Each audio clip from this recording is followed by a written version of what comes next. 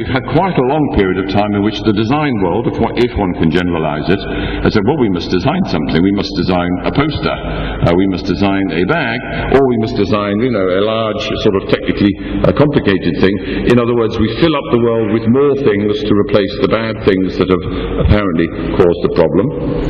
I don't believe that this is the best thing that we can do as designers in our different ways. No.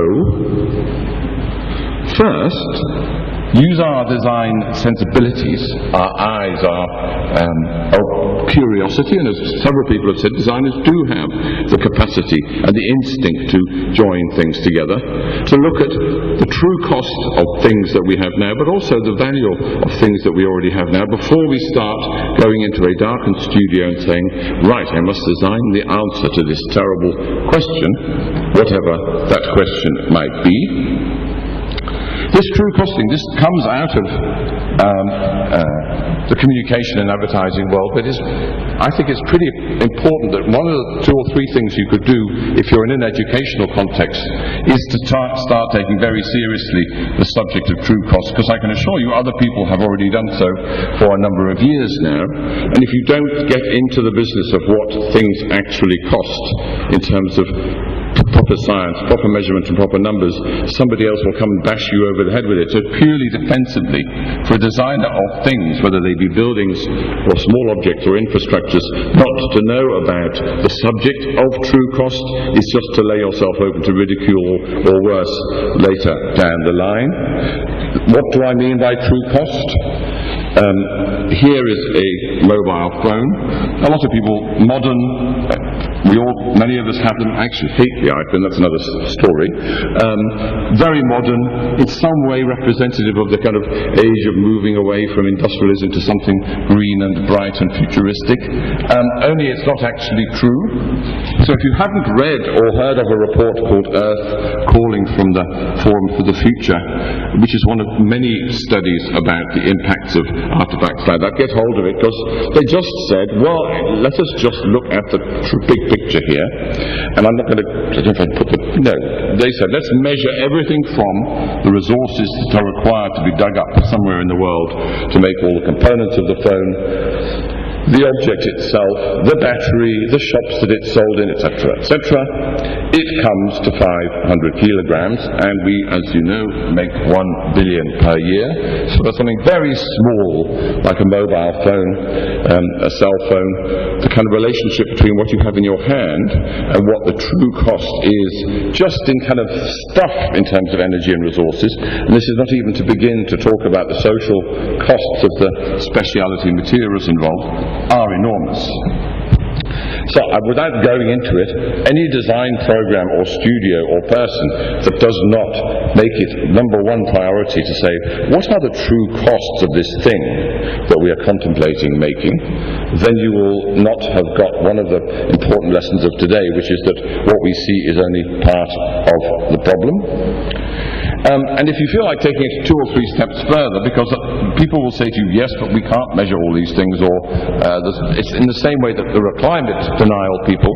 It is true, you can't wear the number of 500 kilograms of the phone, you can have an argument about it. The point is that it's not, propagandists or rhetoricians like me making these numbers up. There's very large numbers of scientists and researchers using rather elaborate ways of getting these numbers. So you have material flow accounting, that's been around for 15 years, in a formal sense, of people who measure the kind of stuff that goes through the kind of life cycle of a product. Embodied energy is actually a concept going back 25 years, but in terms of groups of scientists who measure the amount of energy required to make a thing, to use the thing, to get rid of the thing, that again, there are dozens of groups around the world who now have rather kind of developed and tried and tested ways to measure these things. Exergy analysis, energy analysis, that is when you start to look at the kind of bigger picture. And if you want a kind of an unlikely source to kind of confirm not just what I say, Christian Aid is one of the world's leading organizations in terms of looking at the social as well as environmental impacts of supply chains and supply webs around the world, and they're the kind of one of the organizations which says you can't just look at the product as it leaves the factory, you have to look at the bigger footprint in many ways. So it's not just nerds, it's not just eco-warriors, it's actually serious people. And the reason I'm telling you this is that the corporations that for the most part are buying and sponsoring this research know better than 90% of designers, or 99% of designers, that this true cost thing is going to come and bite them in the back unless they start to get their act together about confronting it. And the obvious example, so I told you about this, 220 grams in my hand, 500 kilograms if you look at its true footprint. Imagine what an electric plug-in car must be. If it's pro rata, which I think it probably is, tens of thousands of kilograms for one electric car. Plug-in cars are not the answer to transportation in a sustainable future, and the fact that 75% of product designers would like, and if not all, are doing that, is a kind of passing denial phase. Just remember, every time somebody says plug-in car to you, say to them total cost, and they will start an interesting conversation. Know that I give lectures about how you mustn't get obsessed by product, blah, blah, blah, and people say, yes, yes, yes, but I really must design something.